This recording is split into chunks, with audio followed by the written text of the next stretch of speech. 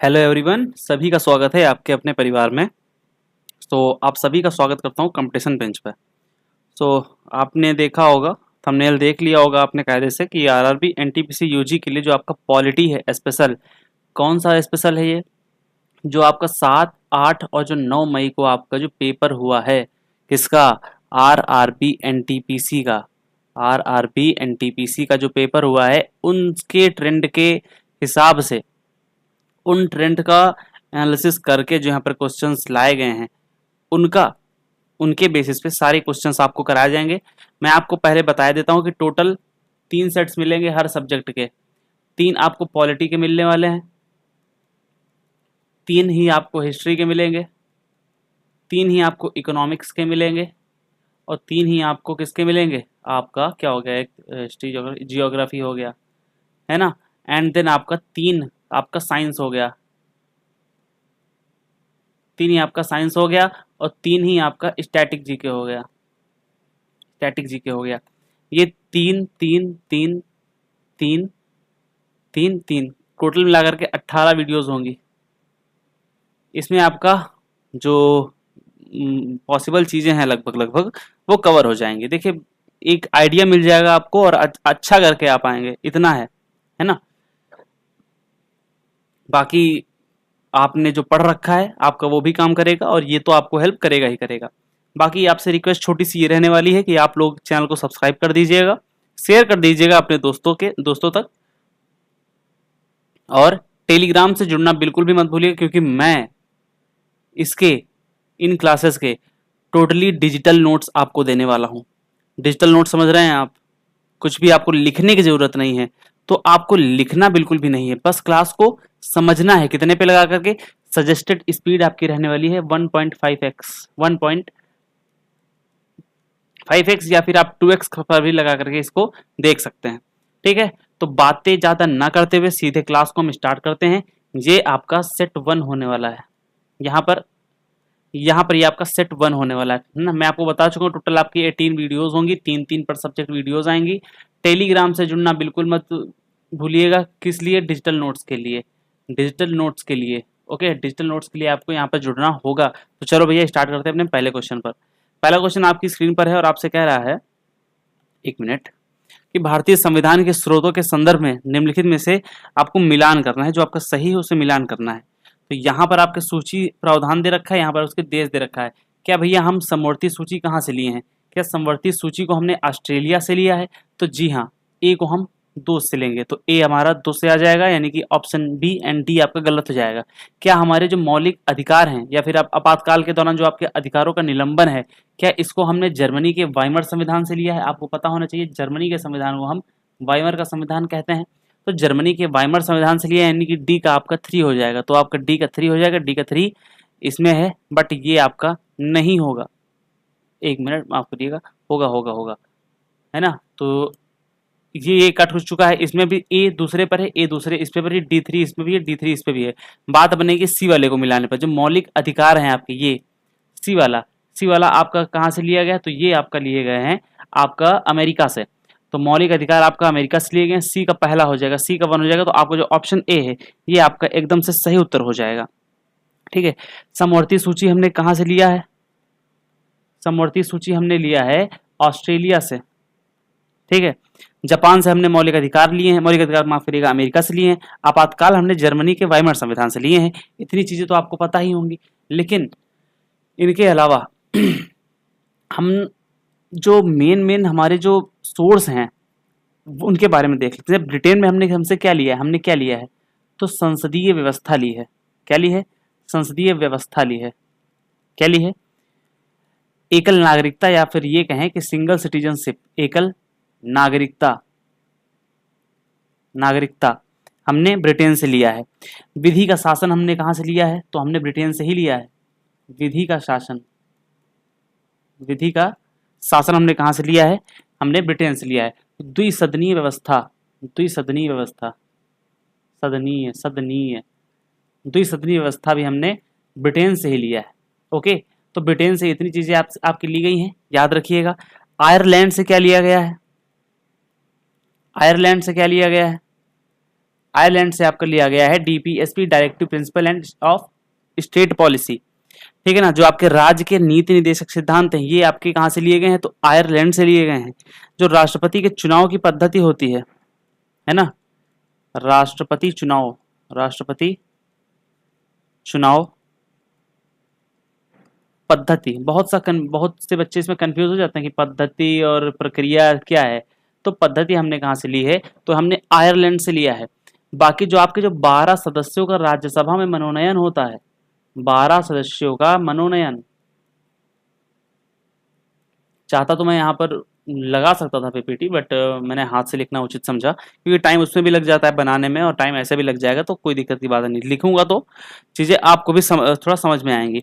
Canada से हमने क्या लिया है, लिख लेते हैं पहले बात। तो कनाडा से क्या लिया है, USSR यानी कि रसिया से हम लोगों ने क्या लिया है, एंड साउथ अफ्रीका से हम लोगों ने क्या लिया है, एंड देन हमने फ्रांस से क्या लिया है, एंड देन हमने फ्रांस से क्या लिया है। तो देखो भैया, कनाडा से हमने लिया जो आपकी संघीय व्यवस्था यानी कि केंद्र मजबूत होगा, है ना, सशक्त केंद्र, सशक्त केंद्र, सशक्त, थोड़ा सा गलत लिख रहा हूं देख लेना यार, सशक्त केंद्र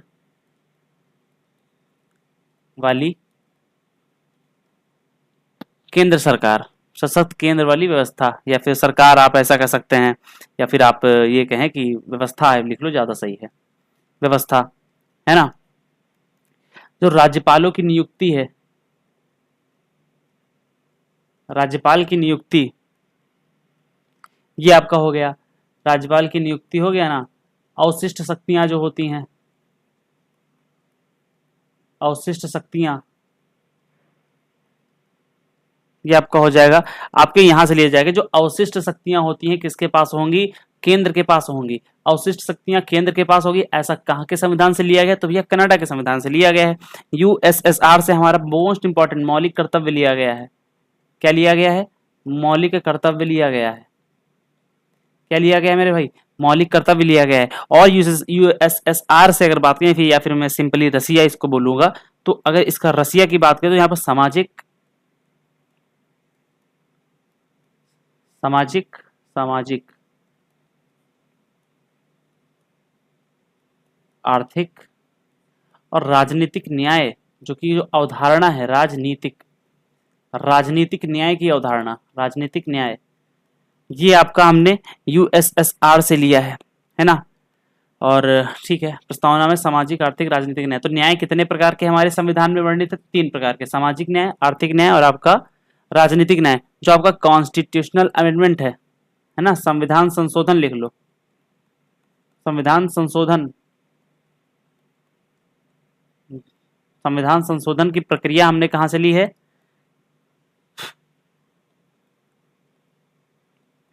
की प्रक्रिया हमने कहां से लिया है, तो इसको हमने साउथ अफ्रीका के संविधान से लिया है। जो हमारे राज्यसभा में सदस्यों का चुनाव होता है,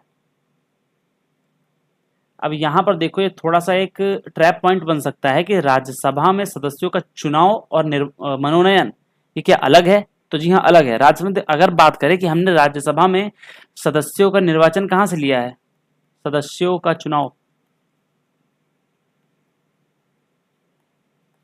तो अगर चुनाव की बात आएगी तो हम साउथ अफ्रीका की ओर जाएंगे, अगर भैया मनोनयन की बात आ जाएगी तो हम आयरलैंड की तरफ जाएंगे। आपको बिल्कुल भी घबराने की जरूरत नहीं है। बाकी जो संविधान संशोधन ये हमारे कॉन्स्टिट्यूशन के आर्टिकल 368 में आता है, 368 में आता है।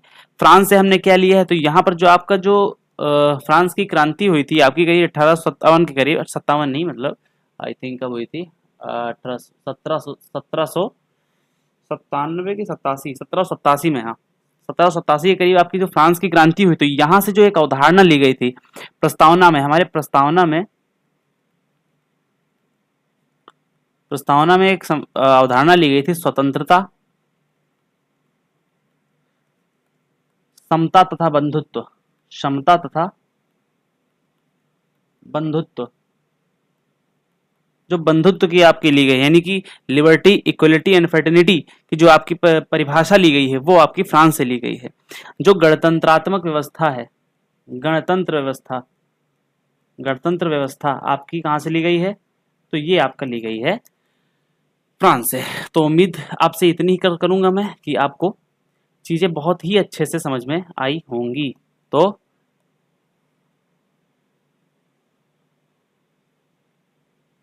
इसको आप बहुत अच्छे से याद कर लेंगे। ओके, अभी बढ़ते हैं आगे, और ये आपका चलो वही है, इसको सही कर देते हैं, 1 मिनट।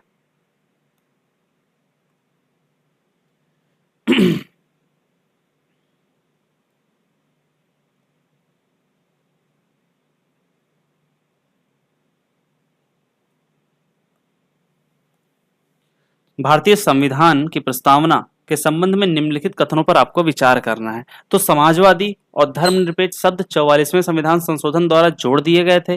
क्या ये एकदम सही है? तो आप कहेंगे बिल्कुल भी नहीं। क्या ये एकदम सही है? तो बिल्कुल भी नहीं। आपका भैया 42वें संविधान संशोधन में जोड़े गए थे। जो 42वां संविधान संशोधन 1976 में हुआ था, इसके तहत उनको जोड़ा गया था। फिर आपका दूसरा क्या है? प्रस्तावना न्यायालय में आपकी प्रवर्तनीय है, इन्फोर्सेबल है, नहीं है। तो जी हाँ, आप प्रस्तावना को न्यायालय में प्रवर्तनीय नहीं कर सकते हैं, ऐसा उसमें कहा गया है। बेरूबारी यूनियन केस 1960 में सुप्रीम कोर्ट ने कहा था कि प्रस्तावना संविधान का हिस्सा है। तो क्या ऐसा नहीं कहा था? इसमें मैं बताता हूँ क्या कहा था। देखो, तो इसका सही उत्तर आपका हो जाएगा जो केवल बी स्टेटमेंट है, यानी कि केवल 2। आपका जो सिर्फ स्टेटमेंट 2 है वही एकदम सही है। देखो, पहला कथन गलत इसलिए क्योंकि जो आपका समाजवादी, देखो पहले 42वें संविधान संशोधन में आपके 3 शब्द, समाजवादी, समाजवादी, पंथ निरपेक्ष, पंथ निरपेक्ष, निरपेक्ष, निरपेक्ष, ऐसे, और अखंडता शब्द इसमें जोड़ा गया था, और अखंडता इसमें जोड़ दिया गया था 1976 में। ठीक है ना? तो इस हिसाब से आपका 44वां होगा नहीं। 44वें में आपको पता है कि जो हमारा जो क्या बोलते हैं, जिसमें हमारा संपत्ति के अधिकार को हटा दिया गया था, आर्टिकल 31, उसको हटा दिया गया था, उसको 44वें में हटाया गया था। बाकी और भी काम हुए थे जिनको हम आगे समझ रहे होंगे। फिर दूसरा आपका किस लिए सही है?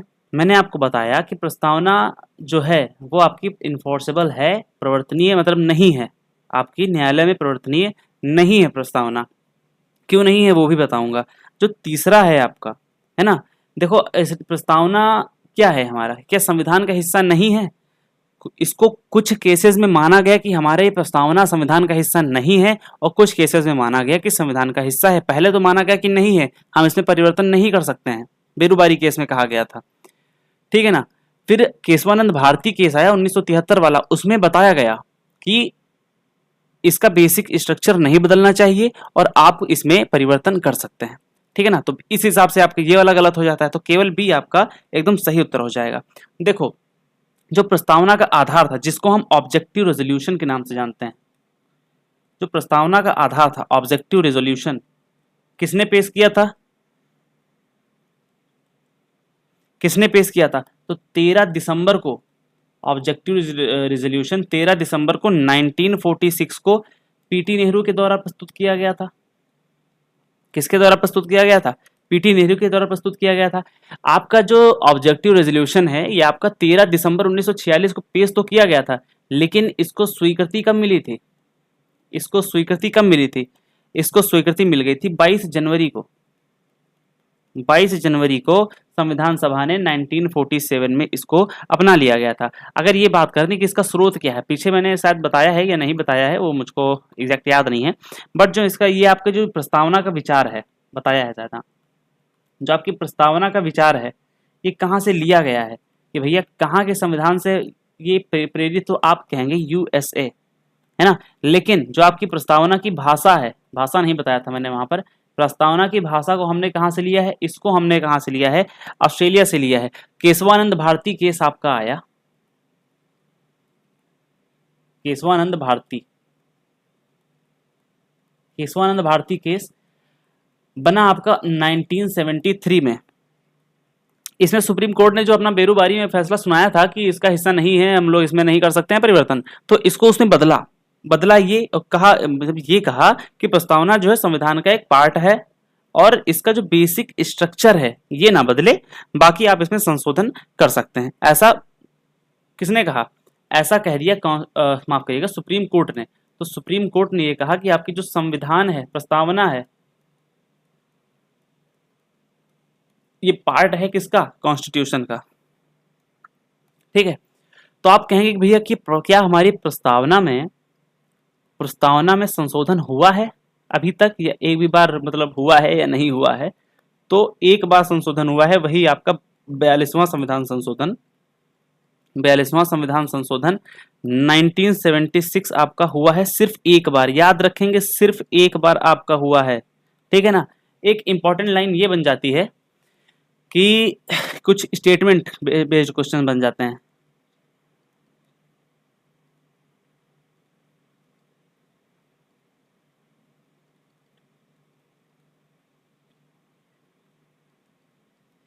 Statements about preamble. नाना पालकी वाला ने क्या कहा था? नाना पालकी वाला, एन पालकी वाला भी कहते हैं इनको हम, पालकी वाला। संविधान का परिचय पत्र कहा था इसको, क्या कहा था? तो संविधान का परिचय पत्र कहा था। के मुंशी ने क्या कहा था? के मुंशी ने क्या कहा था? तो इसको कहा था राजनीतिक जन्मपत्री, राजनीतिक जन्मपत्री, जन्म पत्री बोला था, या फिर आप ये लिख लो कि होरोस्कोप है ना, होरोस्कोप इसको बोला था, इतना याद रखेंगे। नेक्स्ट क्वेश्चन है कि निम्नलिखित का मिलान करना है आपको, अनुसूचियों की मिलान करना है। हमारे संविधान में टोटल कितनी अनुसूचियां हैं? देखो, जब मूल संविधान था, मूल संविधान में हमारी टोटल कितनी अनुसूचियां हुआ करती थी? मूल संविधान में आपकी 8 अनुसूचियां थी। कितनी थी? 8 अनुसूचियां थी। वर्तमान में कितनी हो चुकी हैं? वर्तमान में कितनी हो चुकी हैं? तो भैया कुल मिलाकर के 12 आपकी अनुसूचियां हो गई। सबसे पहले आइए इसका आंसर हम देखते हैं कि क्या हो सकता है आंसर। तो आपकी जो कहाँ गया, BCD एक इधर है, ए, हाँ, तो ए यहाँ पर है आपका। तो तीसरी अनुसूची जो है आपकी, क्या इसमें आपका मिल जाएगा किससे? क्या तीसरी अनुसूची में आपका शपथ या प्रतिज्ञान है? तो जी हाँ, आप कहेंगे हाँ, यानी कि ए में दूसरा हो गया। तो ए का दूसरा इसमें है, ए का दूसरा इसमें है, इनको और इनको कट कर दो। अब बात देखो, डी में कॉमन है, सी में अलग अलग है। अब सी को देखो क्या है, क्या भैया छठी अनुसूची, क्या हमारा जो छठी अनुसूची है इसमें आपका क्या है? आपका राज्यसभा की सीटों का आवंटन है या दल बदल विरोधी कानून? 10वीं में आपका दल बदल विरोधी कानून है, डी का आपका 4 हो जाएगा, तो डी 4 इसमें भी है, डी 4 इसमें भी है। क्या सी का 1 से होगा? छठी अनुसूची में राज्यसभा की सीटों का आवंटन है, तो बिल्कुल भी गलत है आपका, ये बिल्कुल भी नहीं होगा। क्या है? ये आपका बिल्कुल भी नहीं होगा। तो इसमें आपका चौथी जो अनुसूची, जो इसमें आपका राज्यसभा की सीटों का आवंटन निश्चित किया गया है, तो आपका option A is the right answer. Option A आपका एकदम से सही उत्तर हो जाएगा, ठीक है ना। देखो, तो तीसरी अनुसूची में शपथ है आपका, चौथी में राज्यसभा सीटें हैं, छठी में आपका क्या है? छठी में है आपका ATM मनी, ATM मनी। छठी अनुसूची में जो आपका असम, मेघालय, त्रिपुरा, मिजोरम, इनके प्रशासन की बात कही गई है, किसमें? असम, मेघालय, छठी में बात की गई है। 6th कॉन्स्टिट्यूशन, माफ करिएगा, 6th जो शेड्यूल है इसके अंतर इसके बात की गई है। 10वीं में आपका एंटी डिफेक्शन लॉ है, इसके बारे में बताया गया है। तो ATM मनी से आपके सारे यहाँ पर इसके राज्य लिखे हुए हैं, ठीक है ना। चलो, जो आपकी पहली अनुसूची है, जो आपकी पहली अनुसूची है, पहली अनुसूची में आपका क्या लिखा हुआ है? पहली अनुसूची में इसमें 28 राज्य होंगे भारत में, और 8 केंद्र शासित प्रदेश, इनका उल्लेख इनके तहत किया गया है। दूसरी में क्या है? सेकंड में क्या है? इसमें राष्ट्रपति है ना, राष्ट्रपति, उपराष्ट्रपति, उपराष्ट्रपति, इनके सबके आपके क्या हैं? वेतन तथा भत्ते हैं, वेतन तथा भत्ते हैं, भत्ते हैं। 7वीं अनुसूची में क्या है? इसी के हिसाब से आप समझो 8वीं में क्या है, इसके बाद हम समझेंगे 9वीं में क्या है और 10वीं में क्या है। 10वीं तो बता ही चुका हूं, 9वीं में आपको देखो। तो 7वीं में आपका है जो केंद्र राज्य संबंध है बीच में, केंद्र तथा राज्य, 7 हैं, तो 7 में केंद्र तथा राज्य संबंध कह सकते हैं, या फिर इनके बीच जो शक्तियों का विभाजन है, शक्तियों का विभाजन, शक्तियों का बंटवारा किया गया है आपका 7वीं अनुसूची के तहत। संघ सूची, राज्य सूची, इन सब के बारे में बताया गया है। तो संघ सूची, संघ, राज्य और समवर्ती सूची के बारे में बताया गया है। तो ये अगर क्वेश्चन आ जाता है कि संघ सूची, राज्य सूची, समवर्ती सूची ये किस शेड्यूल में है, तो आप कहेंगे 7वीं अनुसूची में है। ठीक है ना। संघ सूची कौन सी होती है, जिसमें सिर्फ संघ यानी केंद्र कानून बनाए, राज्य में सिर्फ राज्य कानून बनाता है, समवर्ती में दोनों बना सकते हैं अपनी अपनी सुविधा के अनुसार। 8वीं में भाषाएं हमारी दी गई हैं। कितनी भाषाएं हमारे संविधान में मान्यता दी गई हैं, उनको 22 भाषाओं को मान्यता दी गई है। मूल रूप से कितनी थी, तो मूल रूप से 14 ही भाषाएं थी, लेकिन बाद में इनको बढ़ा दिया गया था। 9वीं में आपका भूमि सुधार है। इसमें क्या है, इसमें आपका भूमि सुधार है ना।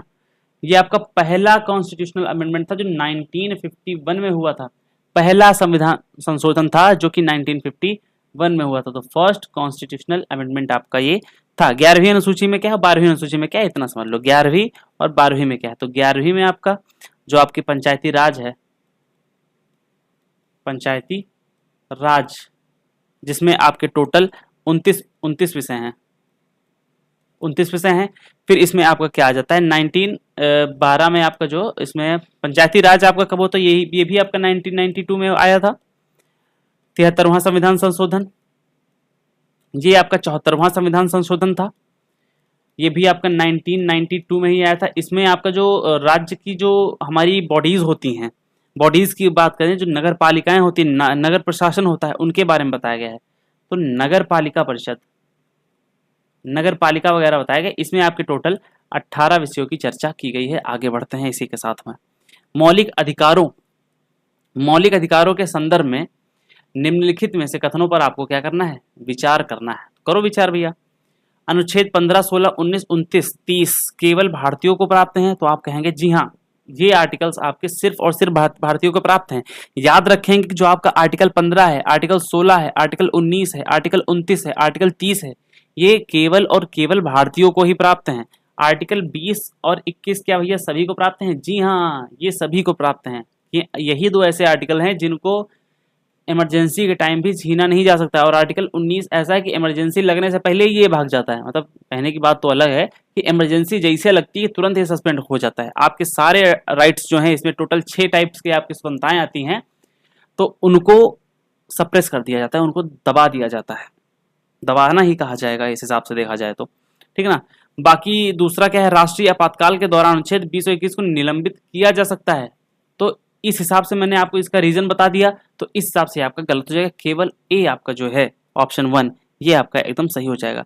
जो आर्टिकल 20 है आपका, इसमें है क्या वैसे, और आर्टिकल 21 है, इसमें क्या है वैसे। आर्टिकल 21 में प्राण एवं दैहिक स्वतंत्रता है, प्राण तथा दैहिक स्वतंत्रता है इसमें।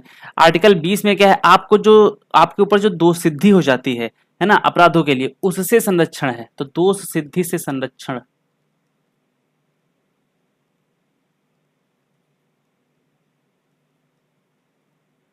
ओके, दोष सिद्धि से आपका इसमें बचाव है। जो हमारे संविधान में भाग 3 है,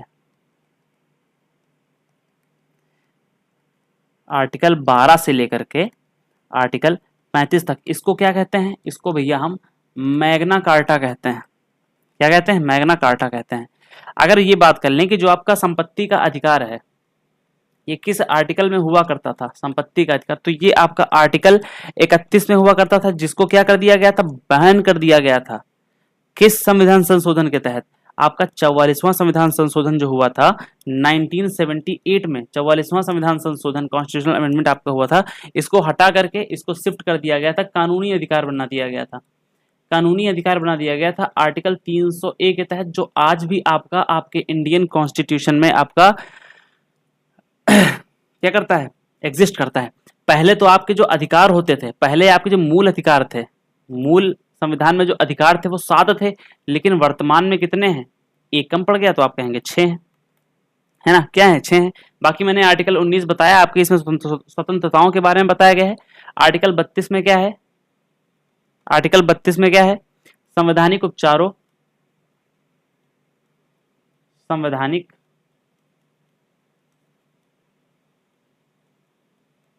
उपचारों का अधिकार। आर्टिकल 32 को बी आर अम्बेडकर ने संविधान की आत्मा कहा है। क्या कहा है, संविधान की हृदय या आत्मा गए या फिर आत्मा ज्यादा इंपॉर्टेंट है? हृदय या आत्मा भी आप याद रख सकते हैं, या फिर हृदय भी कह सकते हैं आप, फिर आप इसको हृदय भी कह सकते हैं। बाकी आर्टिकल 21 ए में क्या है?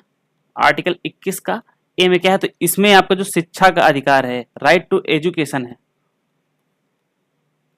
शिक्षा का अधिकार है आपका, राइट टू एजुकेशन, यानी कि RTE के बारे में बताया गया है। 6 से लेकर के जो 14 साल के बच्चे हैं, 86वां संविधान संशोधन 2002 में आपका ये बताया गया था।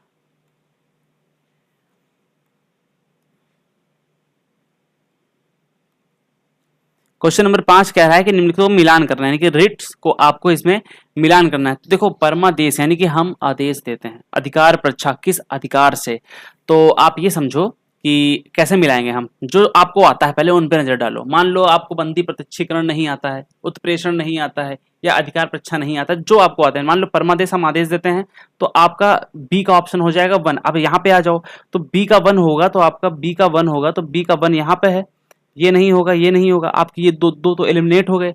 अगर आपके इसके अलावा कुछ हो भी नहीं सकता, जो आपके क्वेश्चन सही होने की प्रोबेबिलिटी होगी वो तो 1/2 हो जाएगी कम से कम। 1/4 थी जहां पर, वो आपकी सीधा कम हो गई है। वो तो ये तो आपका कहीं ना कहीं फायदा मिल रहा है। अब आप तुक्का भी लगा सकते हैं, बट आप फिर से देखो। तो अधिकार परीक्षा किस अधिकार से, तो सी का तीसरा है, तो सी का तीसरा हो जाएगा। सी का तीसरा इसमें भी है और सी का तीसरा इसमें भी है। बी का 1 इसमें भी है, बी का 1 इसमें भी है।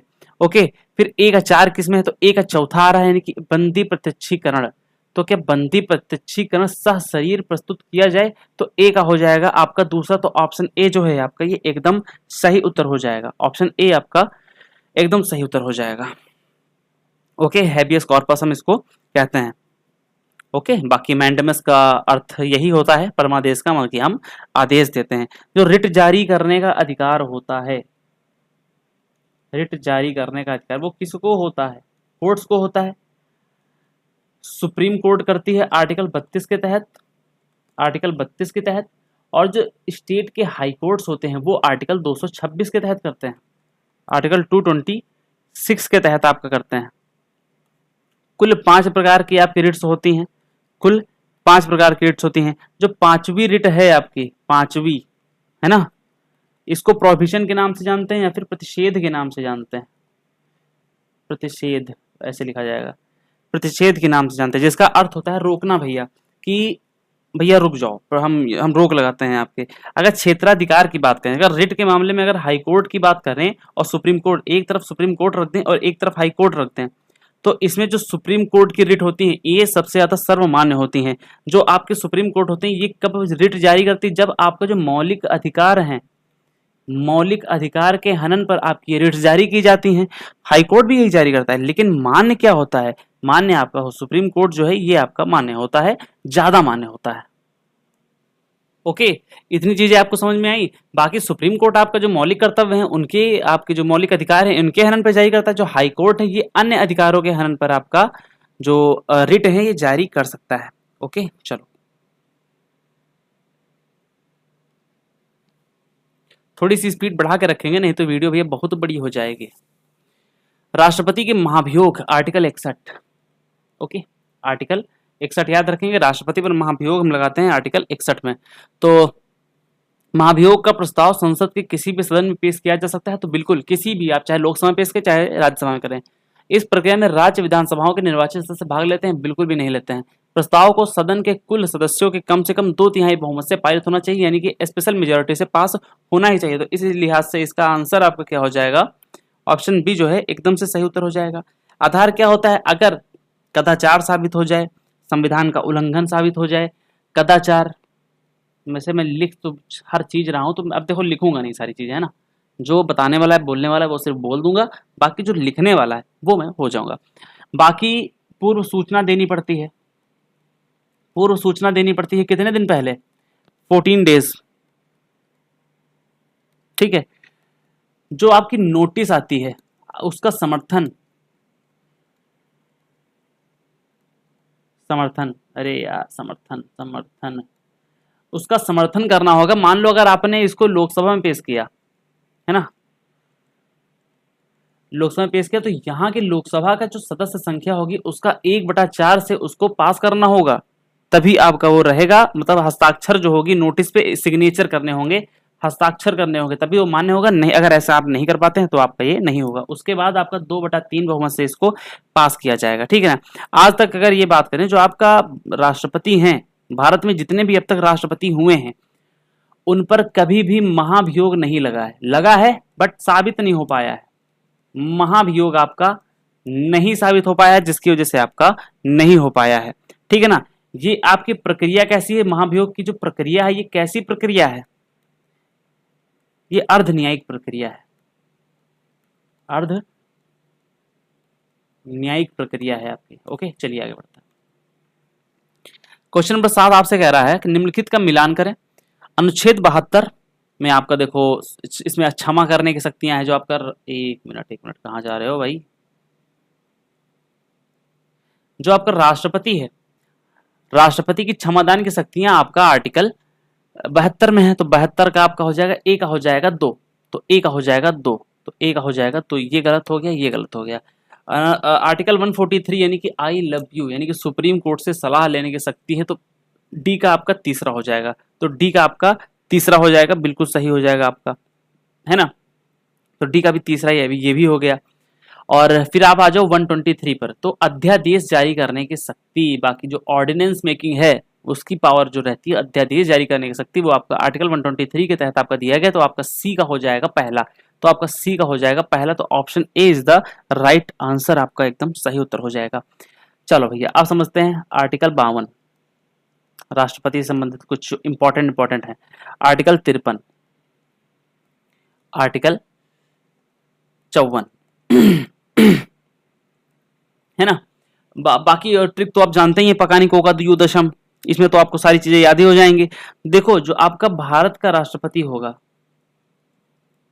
भारत के राष्ट्रपति का जिक्र है इसमें, भारत के राष्ट्रपति का जिक्र है। आर्टिकल 53 में जो संघ की कार्यपालिका शक्ति है किसमें निहित होगी, वो आपके राष्ट्रपति में होगी, संघ की कार्यपालिका शक्ति, संघ की कार्यपालिका शक्ति किसमें होगी, राष्ट्रपति में होगी। राष्ट्रपति का निर्वाचक मंडल, यानी कि निर्वाचन की बात कर लें तो आपका जो निर्वाचक मंडल है,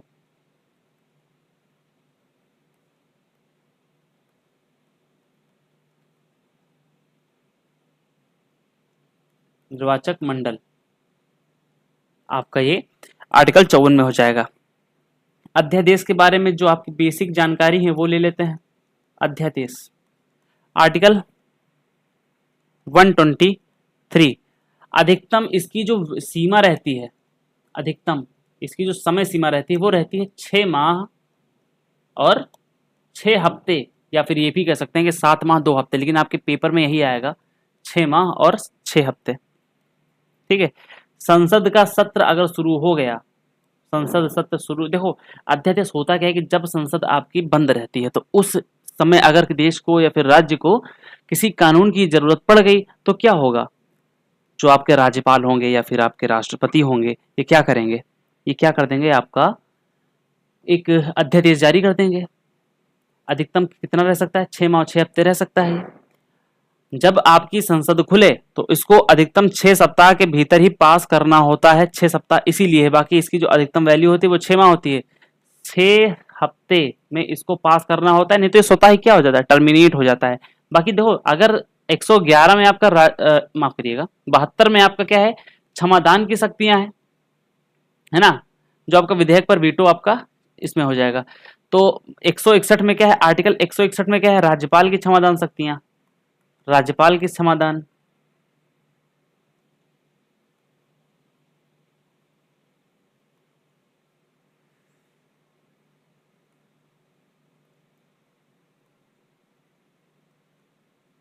राज्यपाल की क्षमादान शक्तियां है ना। बाकी 123 अगर राष्ट्रपति का है तो आपका 321 नहीं 123 उसका आपका टू हाँ, ये आपका 123 है तो 213 होता है, 213 आपका राज्यपाल का होता है, राज्यपाल का अध्यादेश। ट्रिक से याद किया था, मतलब इसको 312 कर दिया, ऐसा नहीं करना है, 213 होगा, 123 213, 2 को इधर के करना है, 1 को उधर शिफ्ट कर देना, बाकी आपका बन जाएगा। तो राज्यपाल का अध्यादेश आपका इसमें हो जाएगा। आगे बढ़ते हैं।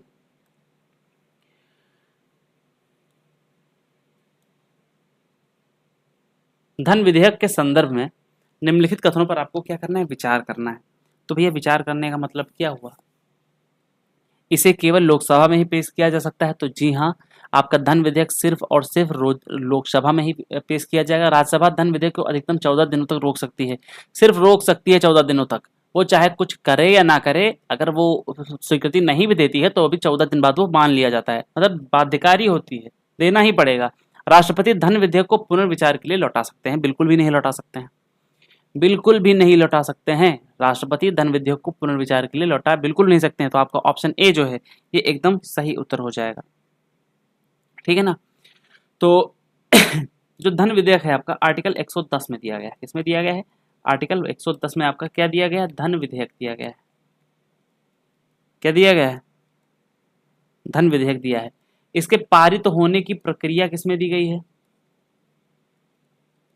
पारित होने की प्रक्रिया, धन विधेयक के पारित होने की प्रक्रिया जो है वो आपका आर्टिकल 109 में दिया गया है,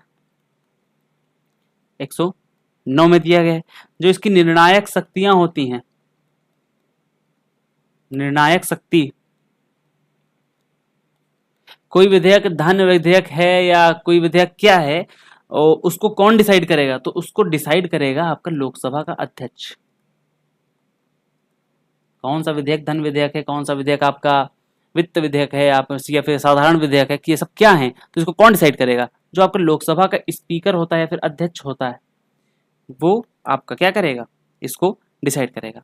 धन विधेयक के मामलों में या फिर किसी अन्य मामलों में देखो, धन विधेयक के मामले में तो आपके जो आर्टिकल 108 है इसका कोई भी प्रावधान नहीं है। 108 में आपका क्या है, 108 में आपका संयुक्त बैठक है, संयुक्त बैठक है ना। संयुक्त बैठक आपका किसमें है, आर्टिकल 108 में है। लेकिन धन विधेयक के मामले में आपका संयुक्त बैठक पॉसिबल नहीं होती है, एकदम दिमाग में अपने बसा लो ये, ओके।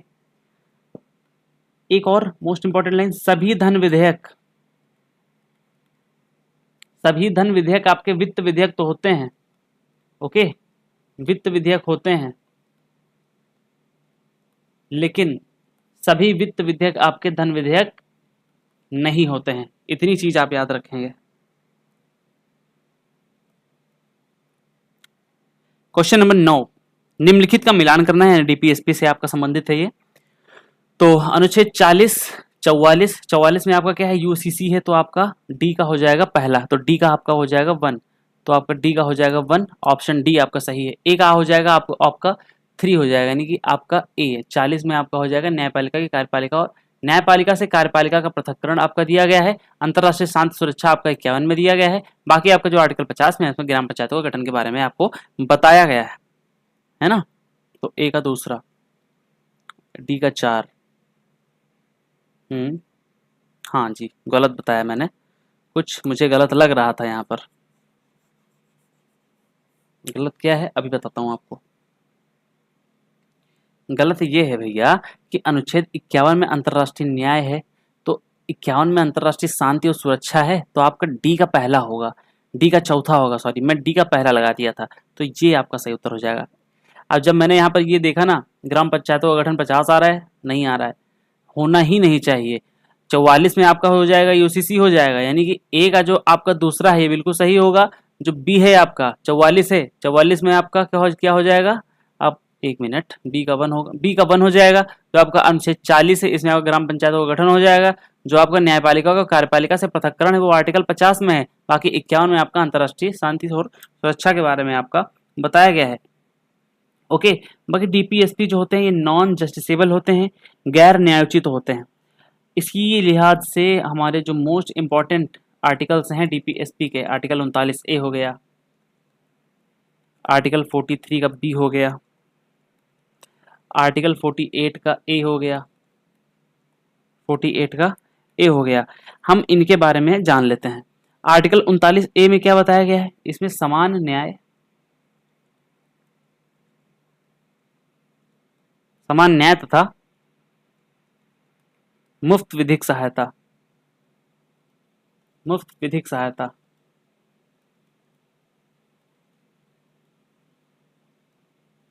अगर आपके पास पैसा नहीं है तो आपको सरकार या गवर्नमेंट या फिर कोर्ट आपको क्या देगी, आपको सरकारी वकील अपना देगी।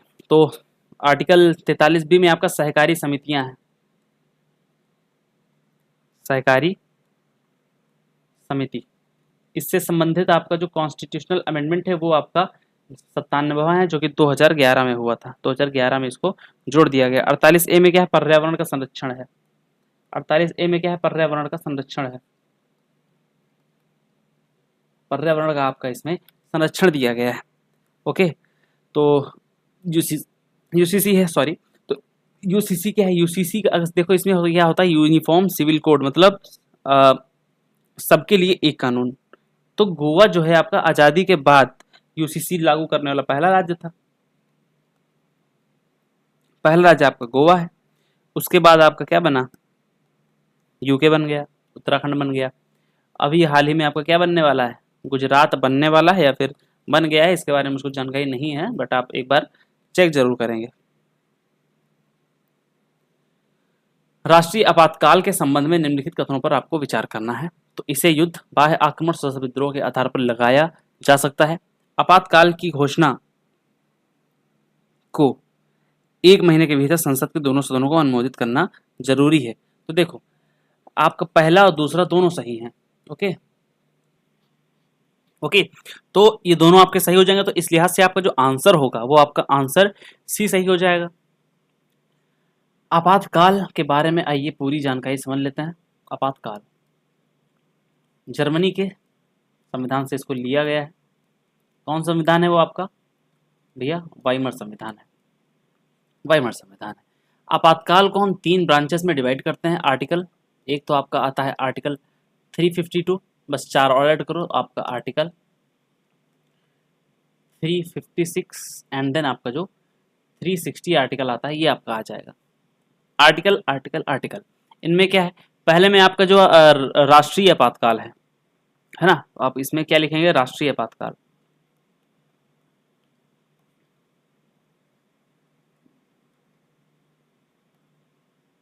राष्ट्रीय आपातकाल है, इसमें आपका राष्ट्रपति शासन कह सकते हैं या फिर आप ये कह सकते हैं कि जो राज्य आपातकाल, राज्य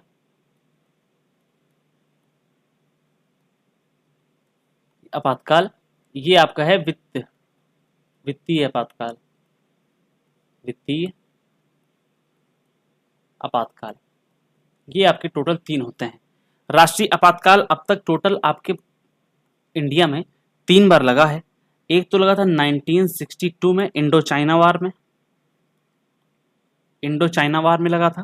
फिर आपका 1971 में इंडो पाक वार में लगा था, और फिर मनमौजी तरीके से लगा दिया गया था 1975 में आंतरिक अशांति का हवाला दे करके। कुछ लोग चुनाव हार गए थे, आंतरिक अशांति का हवाला दे करके इसको लगा दिया गया था। राज्य आपातकाल तो ऐसे लगा ही करता है, जो आपका राज्य आपातकाल है ये लगा ही करता है, लेकिन सबसे पहले कहाँ लगा था, सबसे पहले पेप्सू बिल आया था, सबसे पहले आपका पंजाब में लगा था पेप्सू बिल को लेकर के। बाकी सबसे ज्यादा लगने के लिए माना जाता है आपका कि यूपी और मणिपुर, यूपी एंड मणिपुर 10-10 बार लग चुका है करीब, है ना। बाकी ये आपका एक बार नहीं लगा है। जो आपका कैबिनेट है, कैबिनेट शब्द आपने पढ़ा होगा, वो लकड़ी वाला कैबिनेट नहीं, कैबिनेट मंत्रिमंडल वाला कैबिनेट। इसका उल्लेख हमारे संविधान में सिर्फ एक बार किया गया है। बहुत डीप फैक्ट है वैसे ये, संविधान में सिर्फ एक बार, संविधान में क्या है, सिर्फ एक बार है, वो भी किसमें है, आर्टिकल 352 में है। ओके, वो भी कब ऐड किया गया था, 44वें संविधान संशोधन के द्वारा ये ऐड किया गया था। अब यहां से आपको क्वेश्चंस की लेंथ जो होगी वो थोड़ी सी छोटी देखने को मिलेगी, और यहां से हम इसको जल्दी जल्दी से कवर भी कर रहे होंगे। क्या कर रहे होंगे, जल्दी जल्दी से इसको हम कवर कर रहे होंगे। तो आर्टिकल, भारतीय संविधान कौन सा अनुच्छेद अस्पृश्यता का अंत करता है, तो आपका आर्टिकल 17 आपका क्या करता है, ये यार हाँ इससे ऐसा।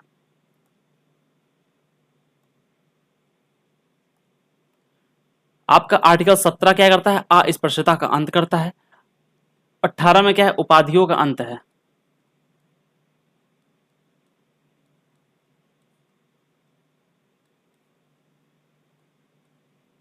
उपाधियों का अंत इसमें बताया गया। आर्टिकल 15 में क्या है, धर्म, जाति, लिंग, रंग, मूल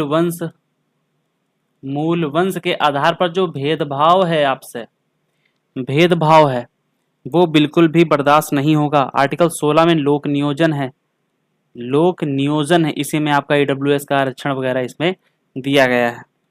ओके ना, मतलब सरकारी नौकरी में अवसर की समानता, सरकारी नौकरी में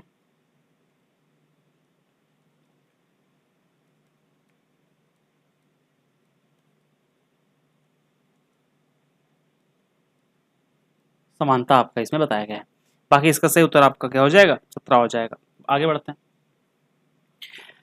क्वेश्चन नंबर 12 आपसे कह रहा है कि भारतीय संविधान में कुल मिलाकर के कितने मौलिक कर्तव्य हैं वर्तमान में। देखो जब आपका आया था मूल, मूल में कितने थे, अरे नहीं सॉरी, ये तो मूल कर्तव्य पूछ रहा, मैं मूल अधिकार की बात कर रहा हूँ यहाँ पर, है ना। तो ये आपका ये नहीं होगा, आपका इसका सही उत्तर हो जाएगा ऑप्शन सी, 11 नंबर सही हो जाएगा। ठीक है ना।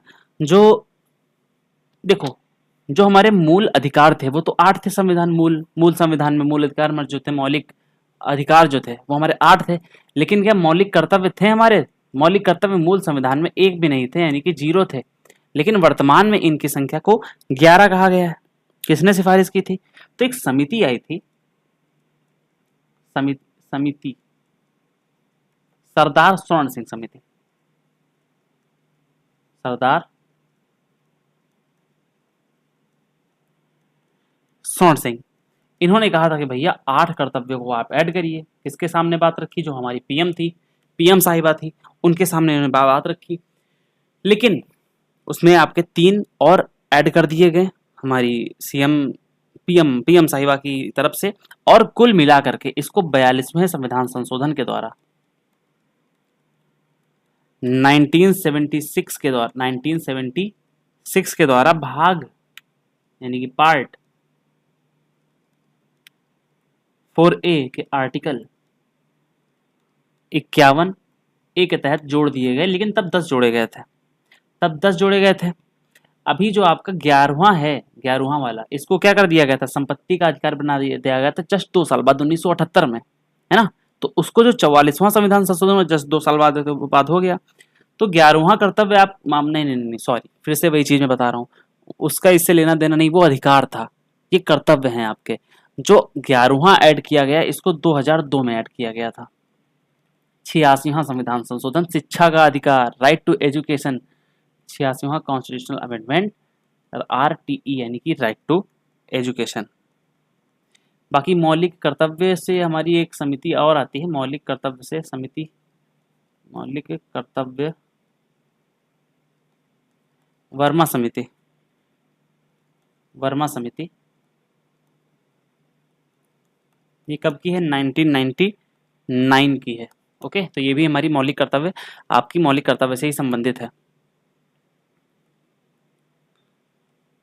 भारत के नियंत्रक एवं महालेखा परीक्षक, महालेखा जो कैग होता है हमारा, इनकी नियुक्ति कौन करता है, तो भैया राष्ट्रपति करेगा।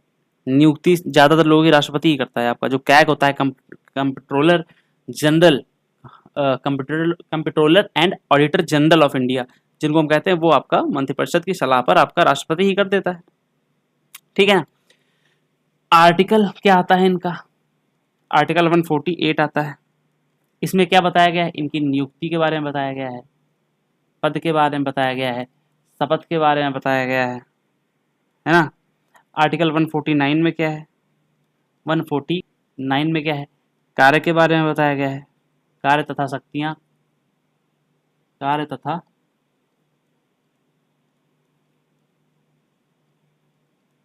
शक्तियों के बारे में बताया गया है।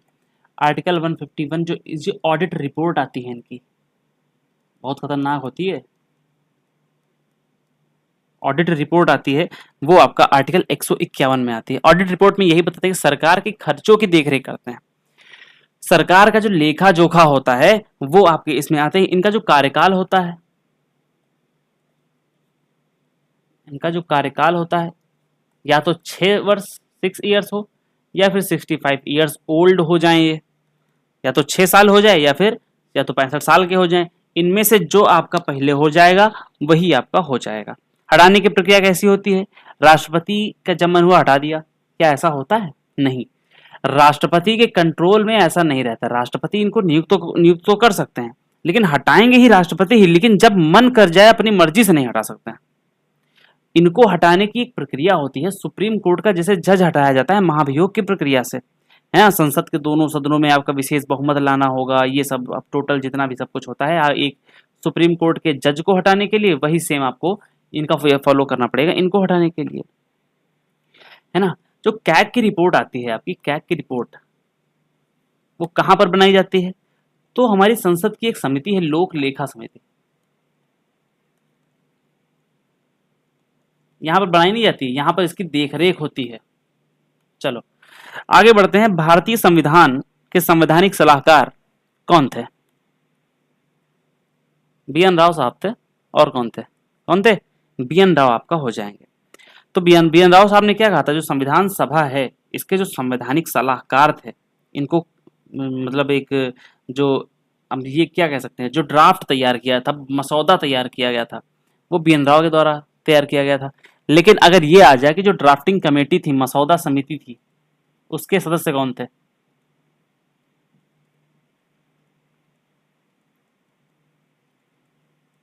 अध्यक्ष कौन थे उसके? वो थे हमारे बाबा साहब भीमराव अंबेडकर थे। ओके, हमारी जो संविधान सभा थी, किसकी? जो हमारी संविधान सभा थी। आइए संविधान सभा के बारे में कुछ इंपॉर्टेंट फैक्ट जान लेते हैं।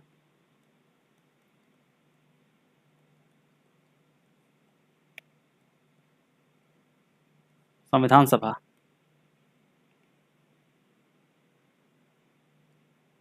ओके,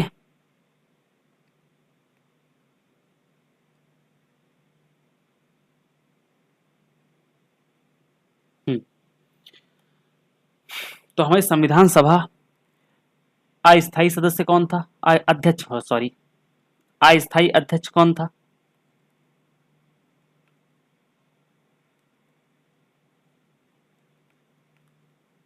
डॉक्टर सच्चिदानंद सिन्हा। सबसे बूढ़े बुजुर्ग थे तो इसलिए बना दिया गया था इनको सच्चिदानंद सिन्हा। कब बने थे? तो ये बने थे 9 दिसंबर 1946 को बने थे। तो भैया स्थायी कौन था? डॉक्टर राजेंद्र प्रसाद।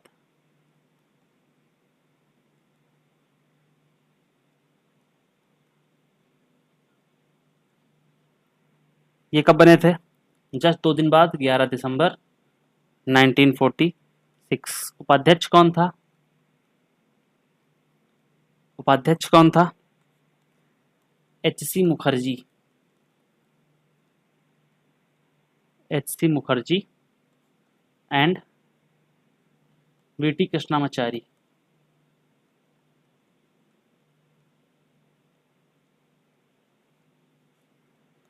जो प्रारूप समिति थी, मैं बता चुका हूं आपको, इसका गठन वैसे बता देता हूं। जो आपकी मसौदा समिति थी या फिर प्रारूप समिति थी, इसका जो गठन हुआ था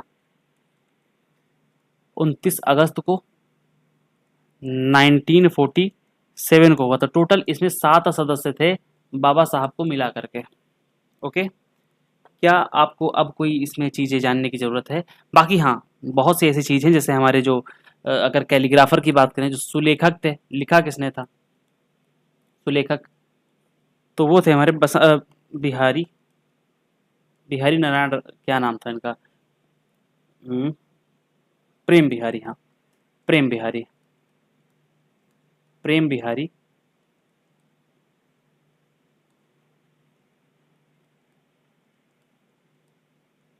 नारायण नारायण राय ज्यादा। इन्होंने इंग्लिश में लिखा था,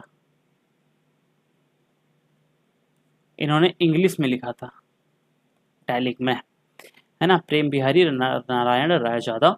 एंड हिंदी के थे वसंत कृष्ण वैद्य। हिंदी थे वसंत कृष्ण वैद्य, वसंत कृष्ण वैद्य। सजाया किसने था, अलंकृत किसने किया था, तो वो थे आपके नंदलाल घोष या फिर नंदू घोष के नाम से भी जानते हैं, नंदू नंदू घोष लिख लो।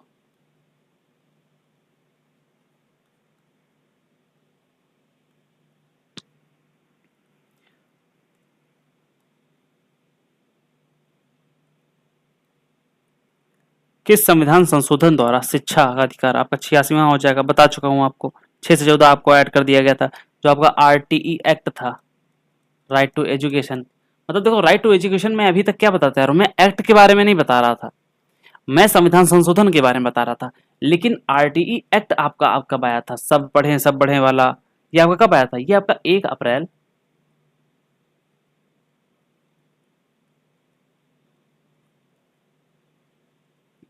2010 को आया था। 42वें संविधान संशोधन को हम क्या कहते हैं, मिनी कॉन्स्टिट्यूशन। क्या बोलते हैं, मिनी कॉन्स्टिट्यूशन। इसमें 3 शब्द जोड़े गए थे, वही वाले है ना, याद करो याद करो। बाकी 44वां बता चुका हूँ, है ना, 92वां देख लो। इसमें आपकी तीन जो आपकी लैंग्वेजेस थी, है ना, एक तो 71 वाला था नमक वाला, और इसी तरीके से आपका 92वां था, इसमें आपका बोडो, डोगरी और संथाली, मैथिली, मैं संथाली बता रहा हूँ, मैथिली आपकी 3 भाषाएं आपकी जोड़ी गई थी, है ना, बॉडमाश, और संथाली भी थी हाँ, संथाली भी थी, Santhali, B D M S बदमाश, ये आपकी ट्रिक थी। किसमें ऐड किया गया, तो 8वीं अनुसूची में आपकी टोटल 4 भाषाएं जोड़ी गई थी 92वें संविधान संशोधन के तहत। लोकसभा का कोरम कितना होता है बेटा, लोकसभा का कोरम होता है भैया 1/10, जो कि आर्टिकल लोकसभा का कोरम आपका किस में बताया गया है, आर्टिकल 100 में बताया गया है, आर्टिकल 100 में बताया गया है। जैसे ये मानो कि आपका जो लोकसभा है, लोकसभा में कितने सदस्य हैं आपके, 543 हैं। अगर इसका हम 1/10 करेंगे लगभग लगभग, तो हमारे 44, माफ करिएगा 54.3 निकल के आएगा। तो क्या इन आधे को हम हटा देंगे या कोई आदमी आधा कर देंगे, तो नहीं। तो इसीलिए इसको कंप्लीटली हम 55 कहते हैं। तो लोकसभा का कोरम अगर नंबर्स में पूछे तो आप 55 बताएंगे, अगर राज्यसभा का कोरम पूछ ले, है ना, तो यहाँ पर 100 होते हैं मेंबर, नहीं माफ करिएगा 245 होते हैं, और यहाँ का 1/10 करेंगे तो आपका ये 25 निकल के आएगा। ओके, 25 निकल के आएगा। कोरम आर्टिकल ये क्या है, 1000 नहीं, आर्टिकल 100 है। आर्टिकल 100 में तो बताया गया, लेकिन स्पेशली कोरम की बात आर्टिकल 100 के सब क्लॉज 3 में की गई है ना। बाकी राज्य विधानमंडल का और इनका सबका भी होता है, तो इनके लिए आपका क्या होता है, आर्टिकल 189 रूल होता है, नहीं 80+89 वाला रूल तो जानती हो ना, केंद्र की चीजों में राज्य की उसमें ऐड करते जाओगे आपका आता जाएगा। तो इसमें राज्य विधानमंडल का कोरम होता है, राज्य विधान मंडल का कोरम 1/10 आपका होता है।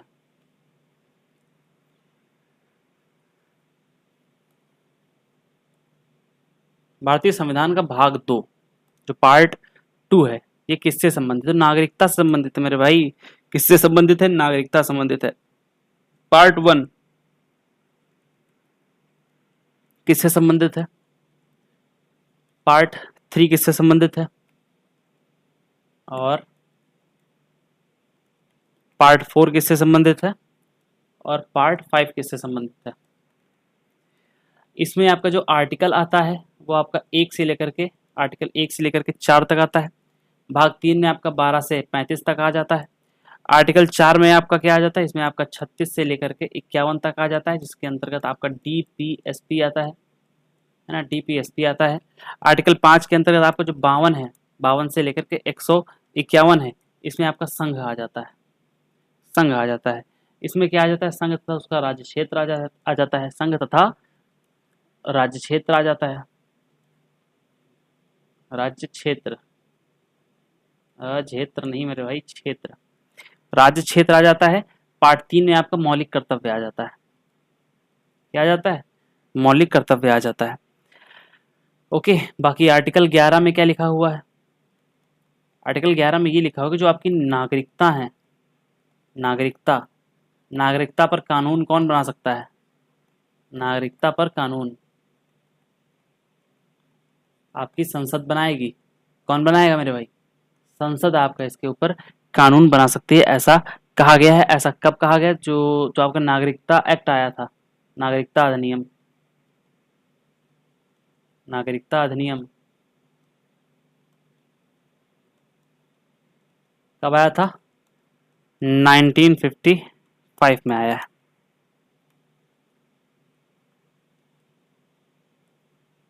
संपत्ति का अधिकार वर्तमान में क्या है? ये आपका कानूनी अधिकार बन गया है, तो कोई नहीं तो हो नहीं सा, प्राकृतिक हो ही नहीं सकता, विधि को कानूनी अधिकार आपका बना दिया गया है। आर्टिकल मैं आपको बता चुका हूँ कि आपका ये पहले हुआ करता था आपका आर्टिकल 31 में, आर्टिकल 31 में हुआ करता था, लेकिन इसको हटा करके अभी किस में कर दिया गया है? मूव करके आपका इसको कानूनी अधिकार बना दिया गया, आर्टिकल 301 के तहत कर दिया गया है। मूल रूप से किसमें था? मूल रूप से 31 में तो था, लेकिन जो आपका अनुच्छेद है आर्टिकल की, एक और बात कर लें, एक और आर्टिकल से संबंधित 19 का सब क्लॉज एफ, 19(1) का सब क्लॉज एफ, तो इसके अंतर्गत ये मौलिक अधिकार था। यहां से इसको मौलिक अधिकार भी हटा दिया गया, आर्टिकल इसका हटा दिया गया, और इसको आर्टिकल 301 के तहत इसको एक कानूनी बना दिया गया। कब हटा दिया गया था? मोरारजी देसाई की सरकार थी 1978 में। मोरारजी देसाई, मोरारजी देसाई की सरकार थी 1978 में, जब आपका 44वां संविधान संशोधन हुआ था। ओके, तो ये आपका एकदम सही हो जाएगा।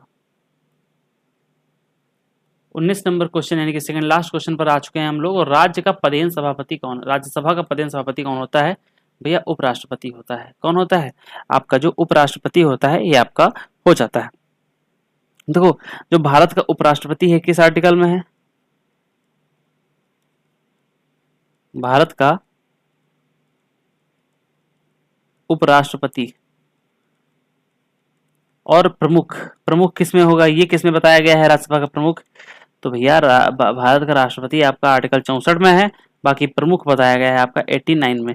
इनका जो वेतन होता है, इनका जो वेतन होता है, ये किस लिए मिलता है? क्या इनको उपराष्ट्रपति के लिए वेतन मिलता है? तो भैया उपराष्ट्रपति पद के लिए इनको कोई भी वेतन नहीं मिलता है, इनको केवल और केवल वेतन मिलता है तो इनका सभापति होने का 4 लाख, है ना? सभापति आप हैं तो इसलिए आपको मिलेगा। सदन के सदस्य नहीं होते हैं, याद रखिएगा। सदन में वोट नहीं कर सकते हैं, कुछ भी नहीं कर सकते हैं, मतदान देने का अधिकार भी नहीं होता है। केवल जो आपका जो कास्टिंग वोट होता है, निर्णायक मत होता है, वो देने का अधिकार आपका उपराष्ट्रपति को होता है। और आपका इसी हिसाब से आप लोकसभा का भी सोच लीजिए, लोकसभा का आपका हो जाएगा। कार्यकाल तो इनका कितना रहता है? कार्यकाल रहता है 5 वर्ष का, लेकिन राज्यसभा के सदस्यों का कार्यकाल कितना रहता है? उनका 6 साल का रहता है।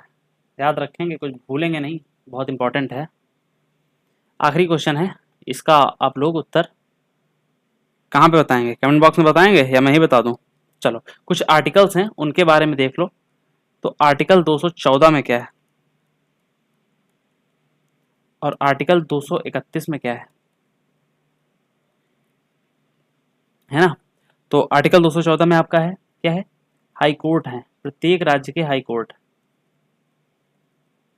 प्रत्येक राज्य के आपके हाई कोर्ट दिए गए हैं। इसमें क्या है? 231 में क्या है? संसद आपकी कानून बना करके, संसद के पास ये शक्तियां हैं कि कानून बना करके मर्ज कर सकती है। कहने का मतलब है कि 2 या 2 से अधिक राज्यों के लिए एक साझा न्यायालय बना सकती है, या फिर किसी यूटीज के लिए कहीं पे एक सेपरेट न्यायालय किसी राज्य के अंतर्गत रख सकती है, जैसे लक्षद्वीप का केरल में है ना? इस हिसाब से तो संसद के पास ऐसे अधिकार हैं कि वो आपका मर्ज कर सकती है।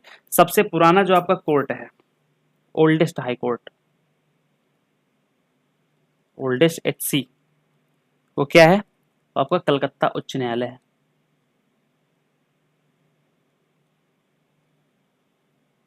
कलकत्ता उच्च न्यायालय। कब बना था?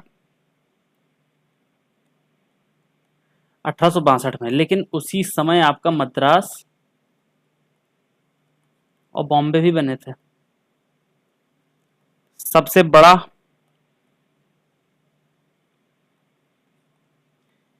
सबसे बड़ा तो आपका ये प्रयागराज का है, इलाहाबाद हाई कोर्ट।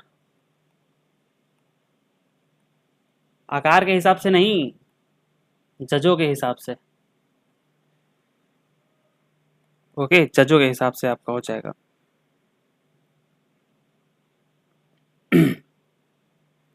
बाकी इसमें और क्या इंफॉर्मेशन दे सकता हूँ? और अगर क्षेत्राधिकार के बारे में बात करें,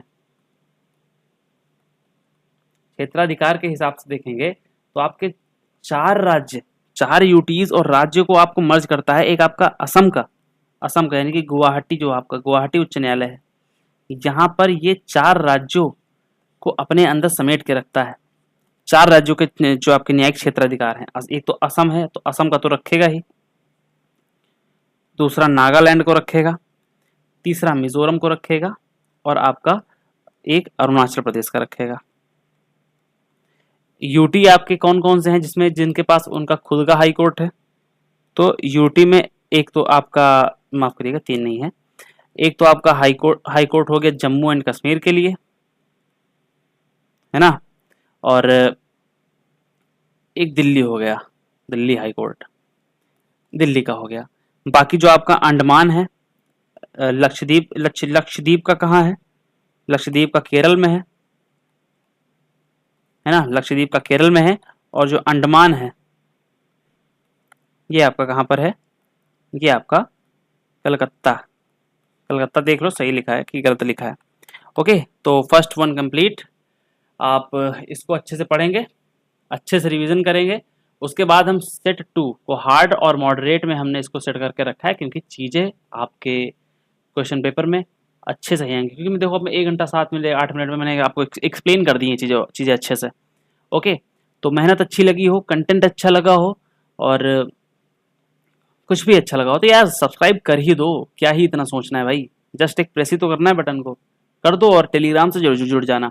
3 वीडियोस होने के बाद मैं आपको डिजिटल नोट्स प्रोवाइड करा दूंगा, मज़ा आ जाएगा। ओके, मिलते हैं आपको अगले वीडियो में, तब तक के लिए जय हिंद, जय भारत, वंदे मातरम।